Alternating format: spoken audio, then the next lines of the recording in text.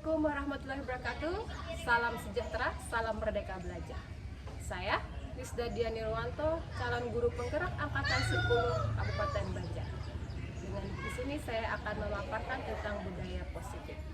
Saya akan mendiseminasi budaya positif kepada teman-teman, rekan sejawat, serta membuat keyakinan keras. Budaya positif kita semua tahu penting. Budaya positif sangat penting untuk menciptakan lingkungan kondusif dan menyenangkan. Dengan budaya positif, siswa dapat belajar lebih optimal dan mencapai prestasi yang lebih maksimal. Bersama kita majukan pendidikan Indonesia dengan berpihak kepada murid untuk menciptakan budaya positif.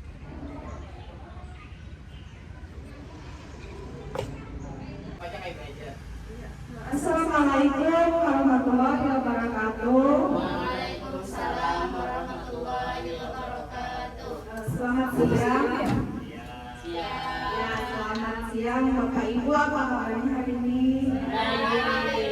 Alhamdulillah, bagi yang sehat, kalau yang lagi sakit semoga cepat sembuh. Amin. Alhamdulillah ya Rabbil Alamin, kita ucapkan seluruh kehadirat Allah Subhanahu wa Ta'ala. Karena pada hari ini kita bisa berkumpul dalam rangka acara aksi nyata diseminasi menyebarkan pemahaman dan penerapan pengalaman budaya positif dari kami, Ibu Lisda dan Ulun sendiri, CGP Angkatan 10 Kabupaten Banjar. Untuk meski waktu mempersilahkan kepada rekan saya Ibu Lisda Diani Ruwanto untuk mempresentasikan dan membagi praktek baiknya kepada Ibu. Ya, ini adalah diseminasi menyebarkan pemahaman dan penerapan pengalaman untuk berbudaya positif di sekolahan. Budaya positif, apa itu budaya positif? Budaya positif merupakan budaya positif di sekolah. Apa itu budaya positif? Budaya positif merupakan perwujudan dari nilai-nilai atau keyakinan universal yang diterapkan di sekolah. Budaya positif dapat mendorong murid untuk mampu berpikir, bertindak, dan bercipta sebagai proses memerdekakan dirinya, sehingga murid mampu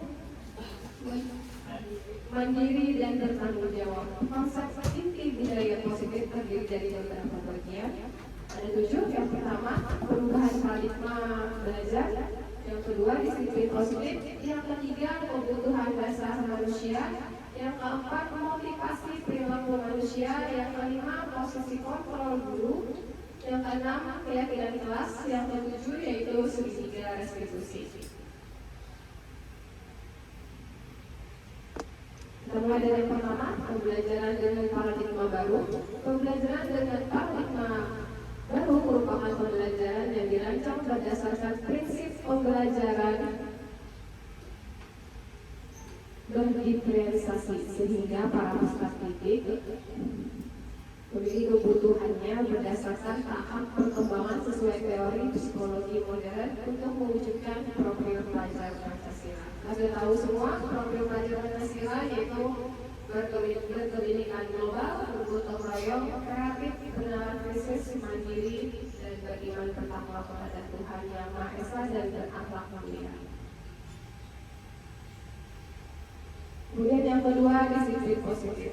Disiplin positif adalah pembiasaan hal yang baik mencakup sikap atau perilaku maupun tutur kata oleh seluruh warga di sekolah, terutama bagi murid, agar dapat berkembang menjadi pribadi yang kritis, mandiri, dan bertanggung jawab. Sebagai pendidik, tujuan kita adalah menciptakan peserta didik yang memiliki disiplin diri sehingga mereka berperilaku mengacu kepada nilai-nilai kebajikan universal dan memiliki motivasi dalam diri menuju perubahan perilaku ke arah yang lebih baik. Yang ketiga, kebutuhan dasar manusia. Kebutuhan dasar manusia merupakan sesuatu yang kita lakukan untuk mendapatkan apa yang kita inginkan. Seluruh tindakan yang kita lakukan memiliki tujuan. Semua usaha terbaik yang kita lakukan agar kebutuhan dasar kita terpenuhi dengan baik. ini adalah kebutuhan dasar manusia, yaitu bertahan hidup, yaitu makanan, minuman, tempat tidur, tinggal, keamanan, kesehatan, kemudian kasih sayang dan rasa diterima. Itu ada rasa diterima, dipedulikan, kerjasama, dan menjadi bagian dalam kelompok. Kemudian penguasaan, harga diri, keinginan untuk dianggap, memimpin, berprestasi, diakui dan didengar. Kebebasan, mandiri, memiliki pilihan, mencoba hal baru dan mampu mengendalikan arah dirinya. Kemudian kesenangan, bermain, humor, antusias, dan tertawa. Jadi anak-anak itu berperilaku sesuai dengan 5 kebutuhan tadi. Jadi kita bila menilai apa yang dilakukan oleh anak-anak, kita lihat asal usulnya kebutuhan dasar manusia apa yang ingin dicapai oleh anak-anak. Jadi anak-anak itu bukan berarti bisa kelakuannya nakal, oh itu nakal. Kita lihat dulu dari kebutuhan dasar ini apa yang ingin mereka puaskan dari kebutuhan dasar ini. Mungkin rasa sayang, mungkin perlu kasih sayang, atau mungkin perlu kesenangan. Jadi kita tidak bisa anak-anak langsung dengan harus lihat latar belakang kebutuhan apa yang ingin dikuasai demikian. Kebutuhan dasar manusia yang bisa hukuman, konsekuensi, restitusi. Allah hukuman tidak terencana atau tiba-tiba, murid tidak tahu apa yang akan terjadi, bersifat satu arah berupa hukuman fisik dan psikis. Konsekuensi terencana disepakati sesuai peraturan, murid tetap dibuat bidang nyaman. Sikap guru selalu memonitor murid. Restitusi proses menciptakan kondisi bagi murid untuk memperbaiki kesalahan. Proses kolaboratif yang mengajarkan murid untuk mencari solusi mandiri. Jadi yang bagus itu kita ada di posisi restitusi. Kalau hukuman itu tidak berupa hukuman fisik atau psikis, itu berdampak tidak baik, berdampak negatif bagi anak. Kalau konsekuensi itu sesuai dengan kesalahan yang mereka buat, itu akan mereka lakukan, tapi itu tidak dari dirinya. Kalau restitusi itu dari dirinya sendiri, bagaimana dia memperbaiki kesalahannya. Jadi kita membawa anak itu bila anak melakukan kesalahan, kita lakukan restitusi. Kalau hubungan kayak yang terlambat datang, ayah tulis, tidak ada sangkut pautnya antara datang terlambat dan disuruh menulis, tidak ada sangkut pautnya. Kalau konsekuensi misalnya dia anak-anak misalnya temannya nangis, dia harus minta maaf. Ketika berlalu harus minta maaf, kemudian anak itu konsekuensi. Oleh restitusi harus dicari dulu, oh ini kebutuhan dasarnya apa di dalam anak. Jadi mereka melakukan itu. Kemudian bagaimana kita anaknya di sini tetap untuk bisa memperbaikinya. Dia sendiri yang tahu ini apa solusi yang harus dia kerjakan, apa yang harus dia lakukan untuk memperbaiki kesalahannya.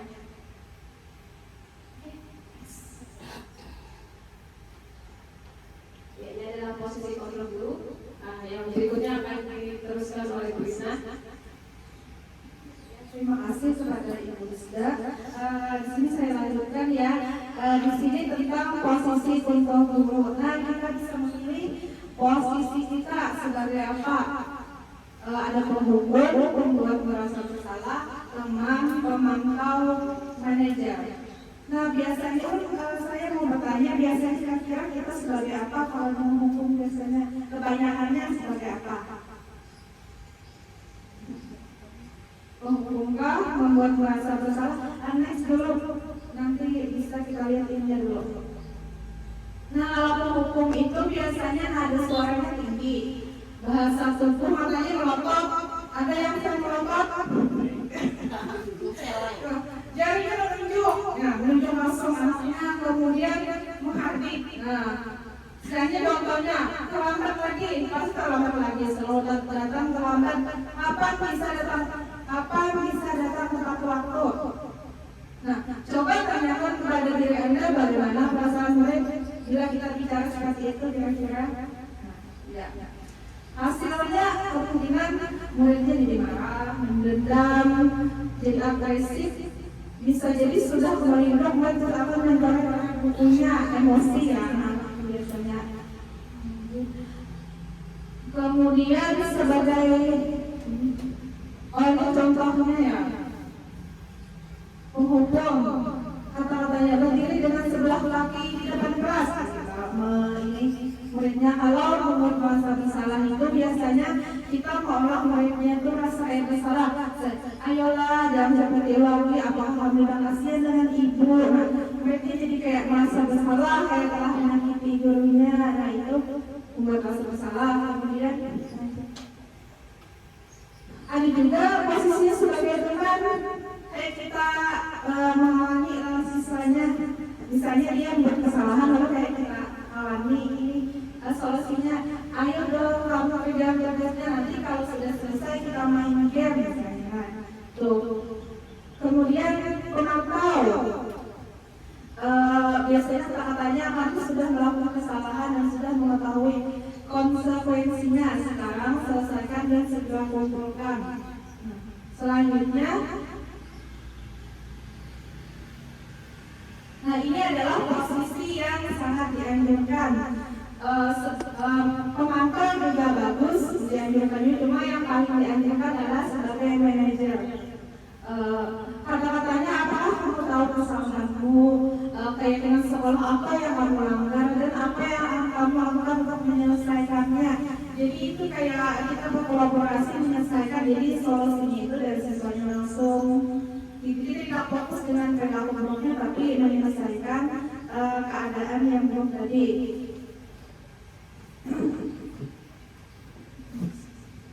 Nah, di sini ada posisi kontrol apakah saya kecewa sekali dengan kamu. Itu ada kertas, coba tuliskan dan maju tempelkan. Itu kira-kira posisi kontrol apa itu? Ayo, silakan tuliskan dan tempel.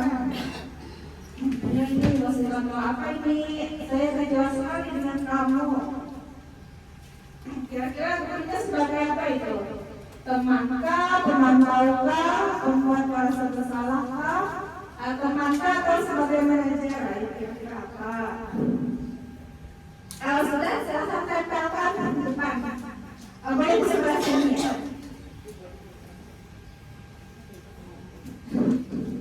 Mungkin dua aja ya.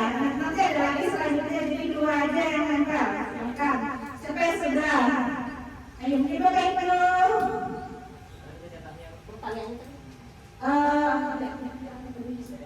Saya tidak asal dengan kamu. Kira-kira apa? Posisi kontrolnya sebagai ya nggak usah, itu ada depannya. Ayo, ada ya. Sebagai teman, sebagai penghubung, sebagai pemantau dan pembuat rasa bersalah serta manajer. Sebagai apa kira-kira? Dengan mengucapkan kata-kata itu perlunya mengambil posisi sebagai apa? Apakah sebagai penghubung, pembuat rasa bersalah, teman, pemantau atau manajer? Sebagai apa? Ayo silahkan dua yang nanti tempelkan Abu Naila.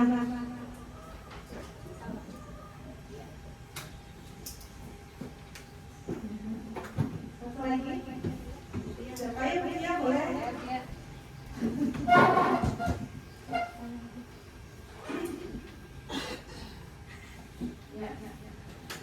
Sebagai penghubung ya. Dia menjawab sebagai penghubung, Naila menjawab sebagai pembuat rasa bersalah. Yang next Mulia ada jawabannya. Yeay, Naila betul. Berarti Bu Naima ini ahli lo membuat rasa bersalah. Mungkin bukan Naila berpengalaman ya. Ya selanjutnya, pertanyaan selanjutnya.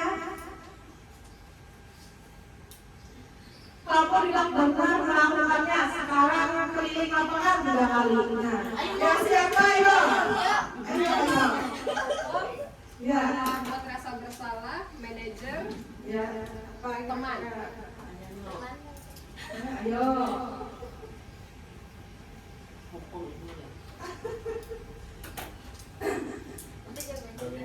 Ya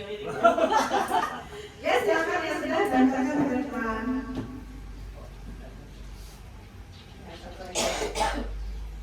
Nah, apa jawabannya bisa? Ya, mau coba kita lihat jawabannya. Teng. Wah, betul. Wah, besok juga. Akhirnya besok ini sudah. Satu kali anak mobil. Satu lagi ya, selanjutnya. Kira-kira bagaimana kamu akan memperbaiki masalah ini? Nah, kira-kira posisi apa yang diambil gurunya? Ayo, gimana? Ayo gurunya. Iya. Masih ada 2 soal lagi.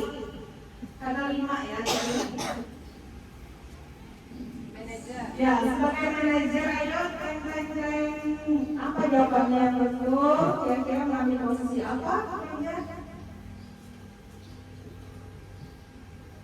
Wah, lagi. Ada yang ketiga ini. Selanjutnya. Nah, ayolah lakukan dengan bapak atau ibu. Kita kayak ayo muridnya, ayolah. Misalnya murid membuat kesalahan, terus kita kayak kalau kita ayolah berubah, ayolah begitu. Ayo, ini kira-kira apa ya?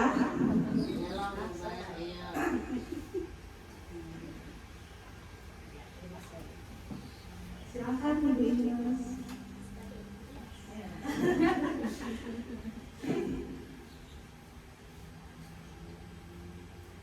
Ya, sebagai teman, jawaban Ibu Mas adalah sebagai teman. Jadi kita lihat jawabannya. Wah, betul. Bagus sekali bisa. Bisa semua Iya. Soal terakhir ya. Kamu terlambat 15 menit. Apakah kamu sudah mengerti konsekuensi yang dilakukan bila terlambat?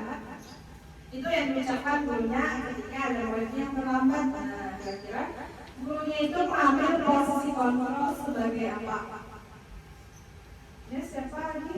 Ibu Amel mungkin? Ibu Amel, ya. Ibu Afifa, Ibu Regina.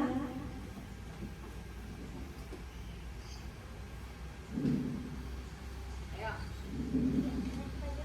Bapak Ais. Nah, kira-kira apa Bapak Ibu ini sebagai apa? Sebagai?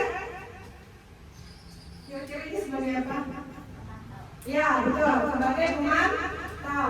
Ya, sebagai pemantau.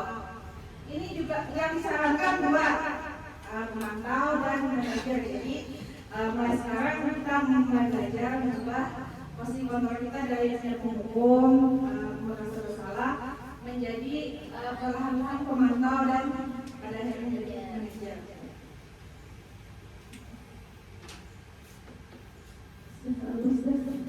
Keyakinan kelas. Keyakinan kelas merupakan kesepakatan kelas yang diyakini bersama guru dan murid dengan harapan dapat meningkatkan prinsip harmoni. Keyakinan kelas berupa pernyataan universal dibuat dalam bentuk positif dan bersifat abstrak. Keyakinan kelas hendaknya tidak terlalu banyak sehingga mudah diingat dan dipahami.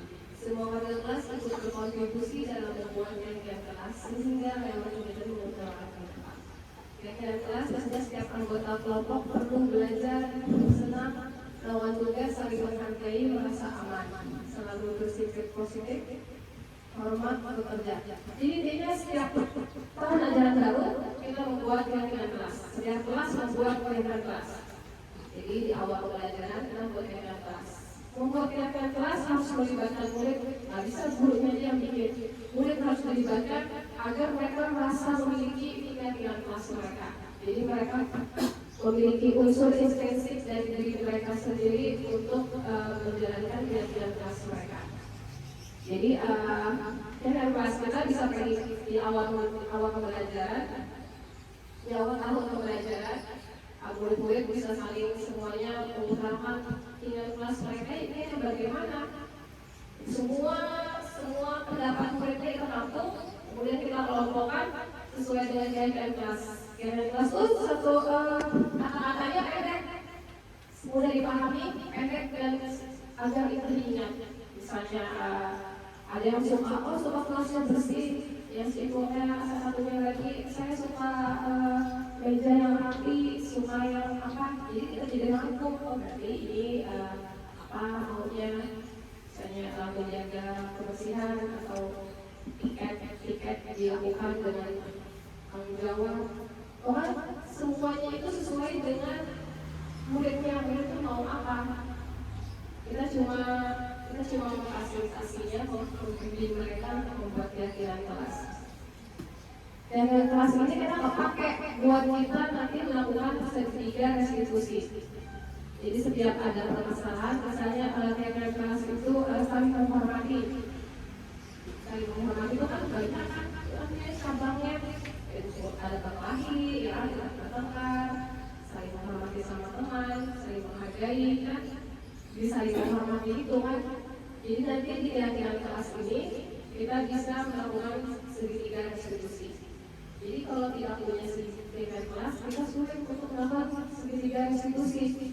Makanya itu penting di awal pembelajaran, tahun awal pembelajaran membuat keyakinan kelas. Jadi setiap tahun tuh, karena muridnya kan beda-beda tiap tahun. Jadi setiap tahun kita membuat keyakinan kelas.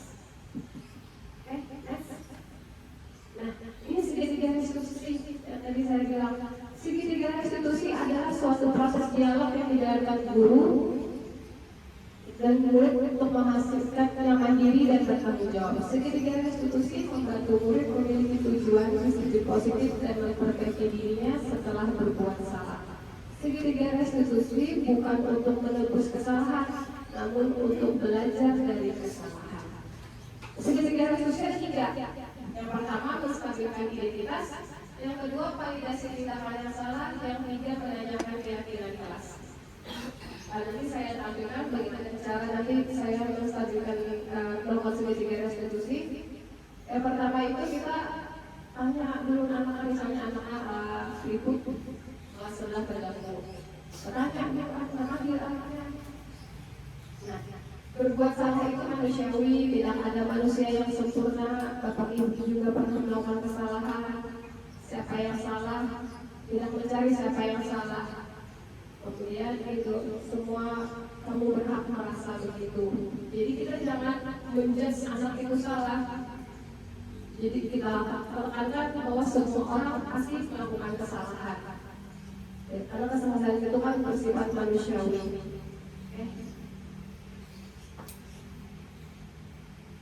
Kemudian validasi tindakan salah. Kata-katanya biasanya kamu pasti punya alasan mengapa melakukan hal itu. Padahal kamu bisa melakukan yang lebih buruk dari ini ya. Kamu patut bangga pada dirimu. Jadi sampai tadi kita tidak menjudge anak itu salah. Jadi malah kita untuk kamu cuma ini. Seandainya kamu melakukan lebih buruk lagi, bagaimana? Malah kita supaya akhirnya kesalahan itu bukan apa-apa. Manusiawi dia melakukan kesalahan. Ini ada validasi tindakan yang salah, kita memvalidnya. Kemudian menanyakan keyakinan. Nah, di sini tadi yang saya bilang pentingnya kita membuat keyakinan kelas. Nanti baru bertanya, apa keyakinan kelas kita? Nilai-nilai apa yang kita telah sepakati? Seperti apa gambaran kelas yang ideal menurut kamu? Kamu mau jadi seperti orang yang seperti apa? Di sini pentingnya keyakinan kelas. Jadi sudah dan terakhir yang tahap terakhir keyakinan kelas ini apa keyakinan kelas yang sudah kamu simpan, kamu menyimpan dari keyakinan kelas.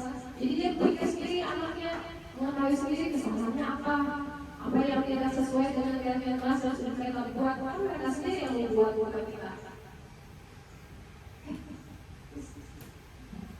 Kemudian kita akan ambilkan bagaimana itu cara segitiga restitusi.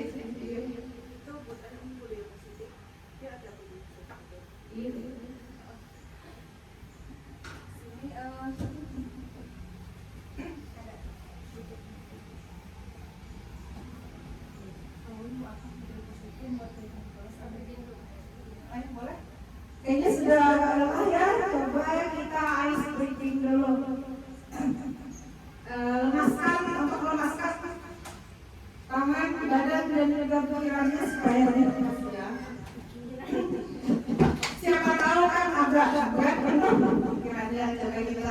napas sebentar.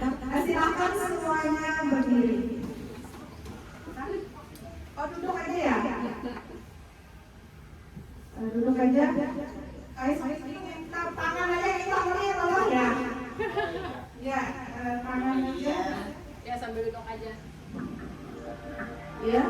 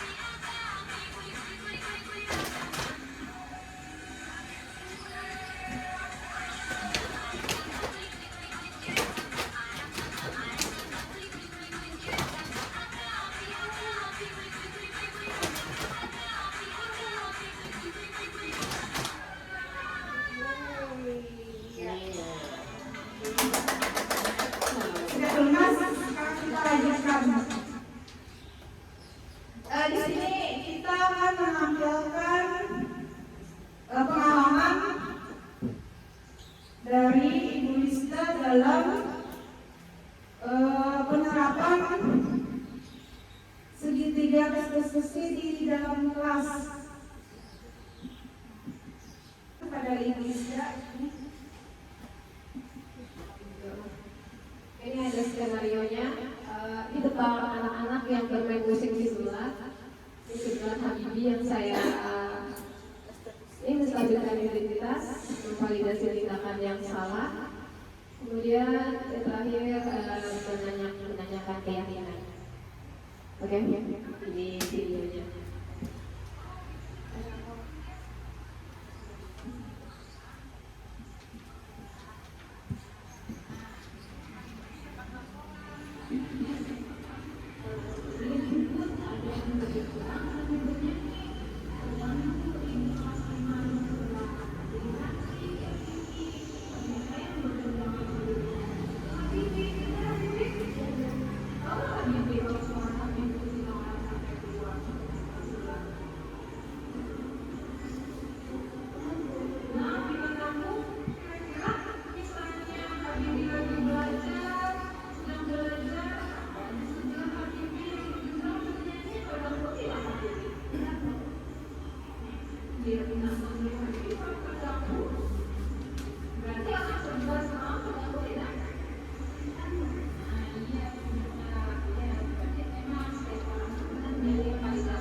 Validasi tindakan yang salah.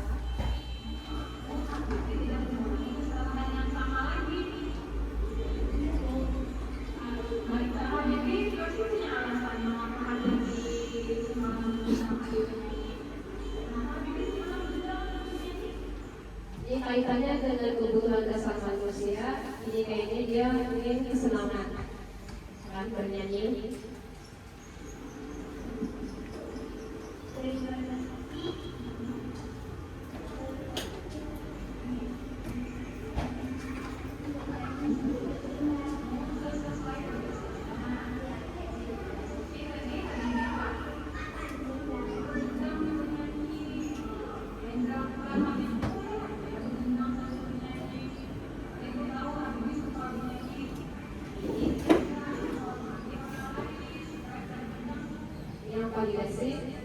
Kita membolehkan dia bernyanyi, melakukan kesalahan, tapi kita luruskan.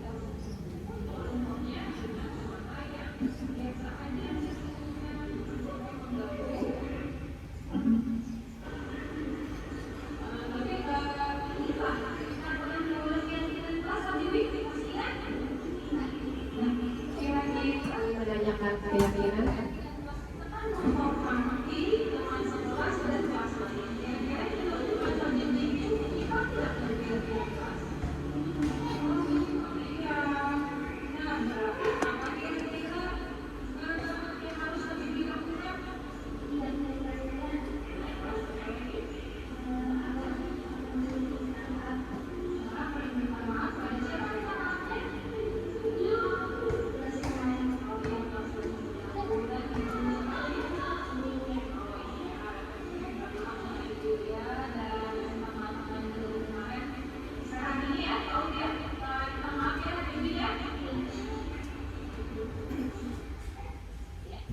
Itulah tadi contoh ketika saya melakukan segitiga diskusi ada 3, 4.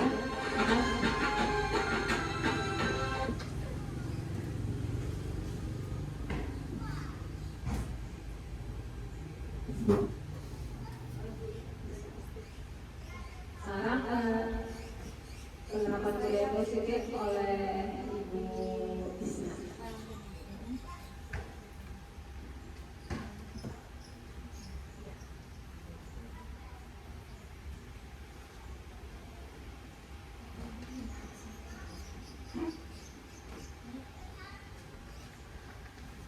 Atau di PPT aja.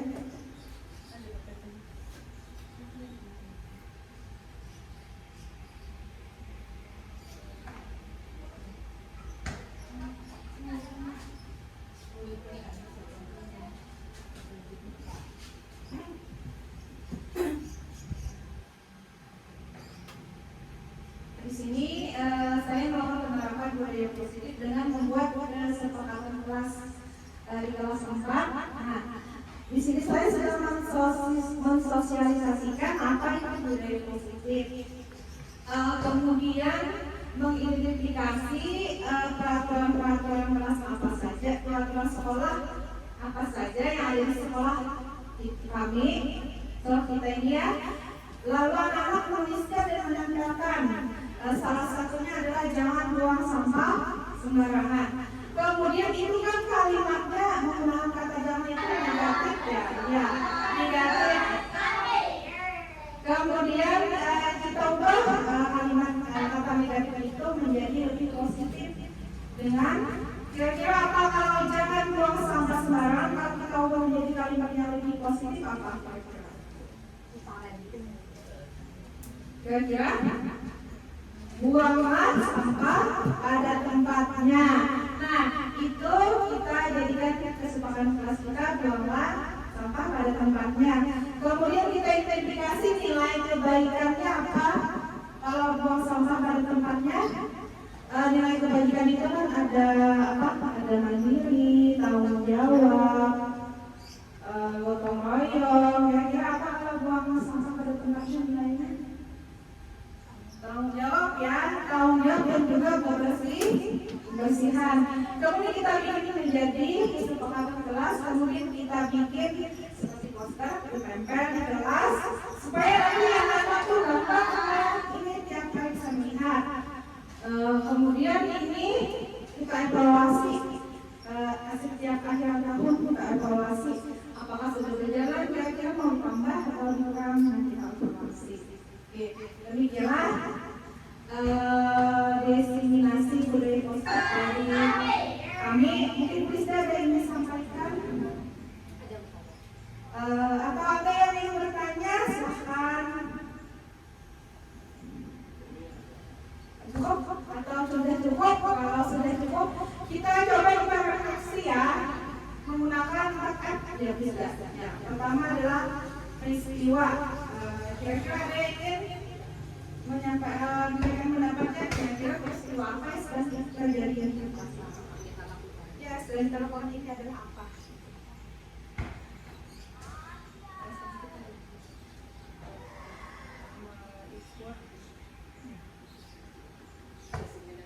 designasi dari refleksi kita model 4F itu FF pertama adalah peristiwa. Kita yang lain apa? Jadi hari ini kita mengikuti diseminasi positif dari Ibu Lisda dan Ibu Lisna. Di sini memberikan materi tentang bagaimana kontrol kita sebagai guru dan juga mengerti kebutuhan dasar mahasiswa. Terima kasih. Ya, kemudian perasaan ya. Nah, coba mungkin Pak Iko menyampaikan perasaannya hari ini. Ya, assalamualaikum warahmatullahi wabarakatuh. Perkenalkan nama saya Isyam. Jadi di sini saya menyampaikan bagaimana perasaan saya setelah mendengar penjelasan dari Ibu Lisda Dianiwanto dan Ibu Lisna tentang budaya positif di kelas. Tentu saja yang pertama kita semua mendapatkan ilmu yang lebih lagi, terutama dalam menumbuhkan budaya positif. Di sini saya sangat senang karena penjelasan dari Ibu Isna dan Ibu Isna sangat jelas, sangat baik dan juga sangat sistematis sehingga bisa dipahami dengan baik sama-sama di sini. Itu saja dari saya mohon maaf. Assalamualaikum warahmatullahi wabarakatuh. Baik, kita temukan apa yang kita dapatkan dari kegiatan ini, Ibu Dimas, tolong. Assalamualaikum warahmatullahi wabarakatuh. Alhamdulillah pada kegiatan hari ini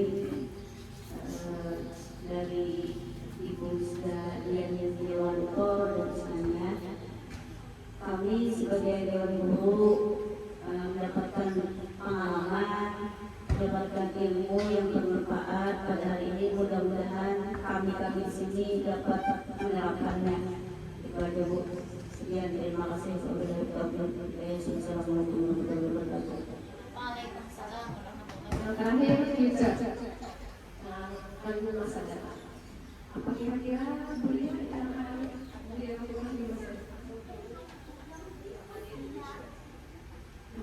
Assalamualaikum warahmatullahi wabarakatuh. Setelah mendapatkan pemaparan materi budaya positif dari Ibu Lisda dan Ibu Isna, yang tentunya ini akan membawa dampak perubahan dalam kelas kita masing-masing, apalagi kita sebagai guru ya. Yang akan saya lakukan itu adalah saya akan merubah posisi kontrol saya sebagai guru. Karena saya merasa saya masih menggunakan posisi kontrol menghukum kadang-kadang. Karena saya dulu berpikir, kamu siswa, hukuman itu masih efektif. Tapi setelah mendapat pemaparan materi ini, ternyata ada posisi kontrol yang lebih baik lagi gitu. Yang menghukum itu kan belum tentu kita tuh sebagai guru harus membawa kesadaran dulu pada murid kita. Kalau dia sudah sadar dan dia sudah termotivasi dan pemahaman dari kita, kan dia bisa merubah sendiri perilakunya. Jadi dari yang posisi-posisi tadi itu sepertinya posisi yang paling bagus tadi kan posisi manajer ya. Itu semoga bisa membawa kesadaran diri sendiri pada murid-murid kita. Kemudian saya juga ingin menerapkan segitiga restitusi tadi yang Ibu Lisda yang sudah saya lakukan, itu pasti akan membawa dampak positif juga kepada murid kita. Jadi dengan adanya kita memahami posisi kontrol kita sebagai guru yang mana dan kita bisa menerapkan segitiga restitusi, diharapkan pembelajaran yang bermakna itu dapat dilakukan di kelas kita. Terima kasih. Dan yang bisa saya sampaikan.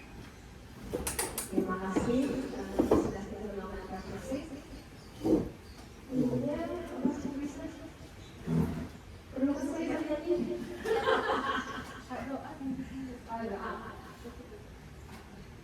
Oke, dengan selesainya kita refleksi, maka berakhir pula kegiatan kita. Sebelum kita menutup agar lebih barokah, persilakan Bapak Ibu karena untuk membaca Islam. Maju, Pak.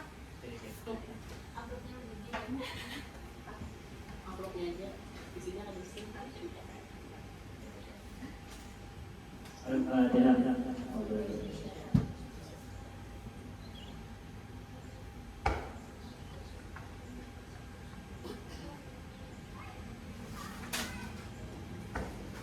Bismillahirrahmanirrahim. Alhamdulillahirrahmanirrahim. Wassalatu wassalamu ala asyrafil anbiya'i wal mursalin sayyidina Muhammadin wa ala alihi wa sahbihi ajma'in. Allahumma inna nas'aluka salamatan fid din wa afiyatan fil jasad wa ilman wa rahmatan wa sallallahu wa rahmatan Allahumma qawwi alaina fi samarati wa najatan min an-nar wa inda al-sasa. Rabbana la tuzigh qulubana ba'da idh hadaytana wa hab lana min ladunka rahmatan innaka antal wahhab. Rabbana atina fid dunya hasanatan wa fil akhirati hasanatan wa qina adzaban nar. Subhana rabbika rabbil izzati amma yasifun wa salamun alal mursalin walhamdulillahi rabbil alamin.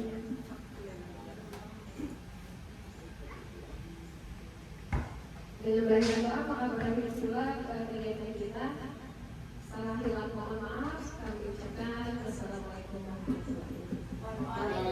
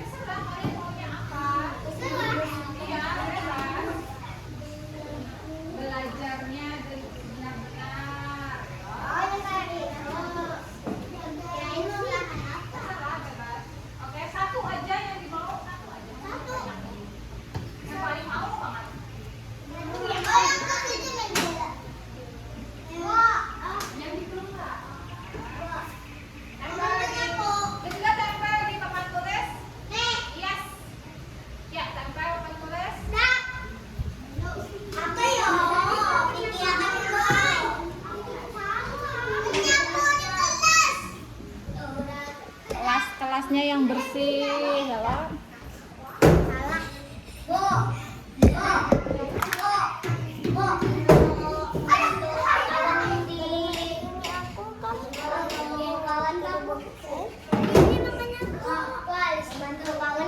Iya.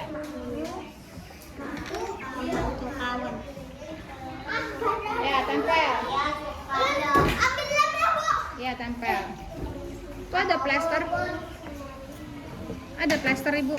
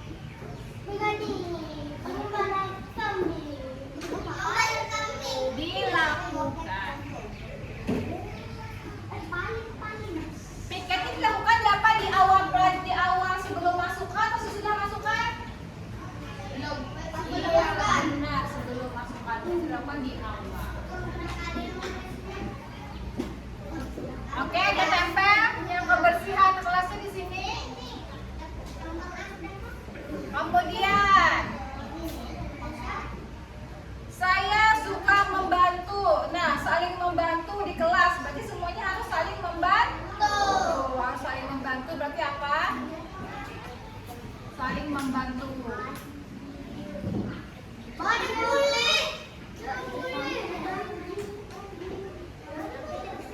Tolong menolong, ya kan? Saling membantu. Kelas bersih, di mana kelas bersih? Anggapkannya supaya kelas bersih di mana? Di mana? Di piket kebersihan. Nah, harus dilakukan. Iya, supaya bersih. Aku pengen kelasku bersih, kinclong sekali. Nah, berarti harus apa juga? Bersih. Harus piket dan menjaga kebersihan. Menyapu kelas sama di piket juga, berarti harus bersih. Aku senang bersih. Nah, sama lagi bersih. Aku mau kelasnya bersih. Di mana berarti? Sebelah mana? Iya, di piket lagi.